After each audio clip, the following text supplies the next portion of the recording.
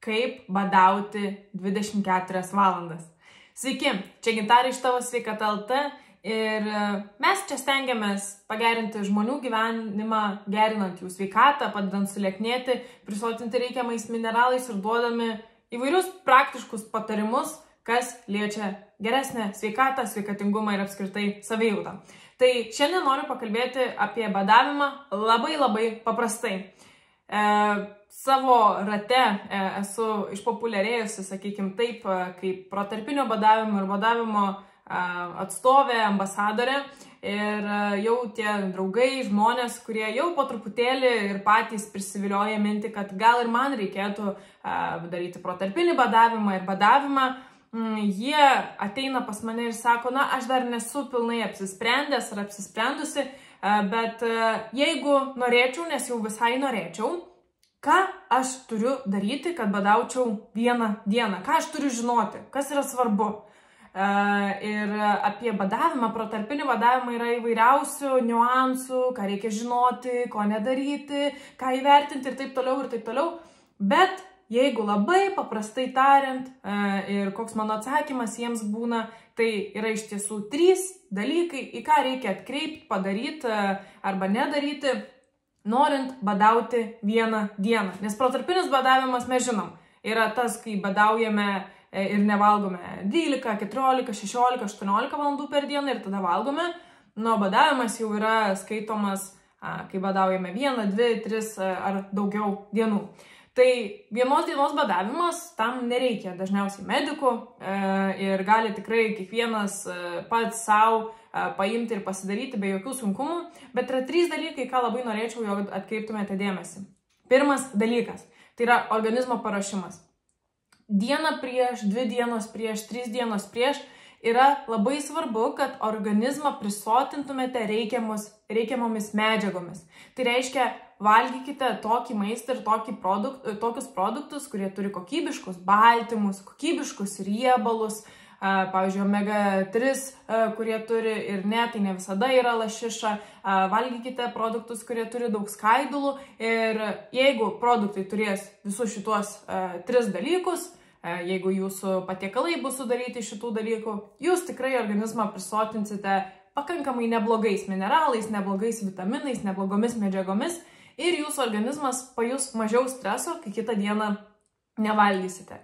Lygiai taip pat, kadangi tai yra pasiruošimo dienos prieš badavimo dieną, yra svarbu neužveisti į organizmą tokių dalykų, kurie, na, jam kenkia ir jam atrodo kaip nuodai. Tai yra pridėtinis cukrus, tai yra alkoholis ir panašus dalykai. Tai stenkitės pavengti bent 1-2 dienas šių dalykų ir, na, logika elementari. Duokite gerų dalykų organizmui, venkite blogų dalykų organizmui, tam, kad organizmas mažiau stresuotų, kai pradėsite badauti. Tai čia numeris 1. Dabar jau badavimo metu, kas yra labai svarbu, kad visą dieną gertumėte skysčius su elektrolitais. Ir dabar tie elektrolitai yra labai daug kas parduoda elektrolitus tiesiog kaip druską su keliais papildomais elementais ir taip toliau. Elektrolitai yra kalis, magnis, kalcis, natris, fosforas ir taip toliau. Bet jeigu paprastam žmogui nesigilinant į kaip tai daryti tobulai, ką rekomenduoju? Nusipirkti Himalajų druskos, kokybiškos, brangesnės, įsidėti vandenį ir tą vandenį gerti. Kiek jo įsidėti? Įsidėkite tiek, kad vis tiek tą vandenį būtų malonu gerti. Ar tai pusę šaukštelio ant litro, ar panašiai, pasimatuokit patys, bet, na, tai neturi būti kančia. Ir kodėl svarbu ši druska? Svarbu dėl to, kad kai badaujate, labai svarbu, kad per jūsų kūnas nepašalintų visų elementų, visų vitaminų, visų mineralų, kuriuos turite organizme. Ir būtent druska, elektrolitai yra tas dalykas, kuris sustabdo šių dalykų pasišalinimą per skystį. Ir Himalajų druska yra labiausiai prieinama ir paprasčiausias sprendimas kiekvienam. Ir jeigu jums badaujant pradeda drebėti rankos, pradeda skaudėti galva, pradedate jausti silpnumą, tai yra jums jau ženklas, jog per mažai tos druskos vartojate, per daug jau tų vitaminų pašalinote ir arba nutraukti badavimą reiktų, arba tuoj pat išgerti gan didesnę dozę to vandens su būtent ta Himalajų druska. Tai čia numeris 2. Na ir numeris 3, ką reikia žinoti, Tai pabaigiant badavimą, labai svarbu suvalgyti tokį pirmąjį maistą, kuris tinkamai užvestų organizmą. Na, tai jūs neturėtumėte po badavimo už tai save apdovanoti ir valgyti, nežinau, čipsų, saldainių ar panašiai. Jūs turėtumėte valgyti tokį maistą, kuris yra lengvai virškinamas, nesudėtingas ir dažniausias patarimas tai yra pasidaryti vištienos kubelių sriubos. Ir tokiu būdu užvesit organizmą labai greitai ir jau po to galėsit valgyti tai, ką norit. Tai 3 dalykai. Prisotinkit ir paruoškit savo organizmą gerų maistų. 2. Vartokit vandenį su Himalajų druska. Ir 3. Pradėkit su lengvu maistu. Čia Gintarė iš Tavo sveikata LT. Ir jeigu jums patinka žiūrėti mano patarimus, aš stengiuosi juos padaryti gyvenimiškais. Man labai daug reikštų, jeigu jūs iš tiesų prenumeruotumėte mano YouTube kanalą.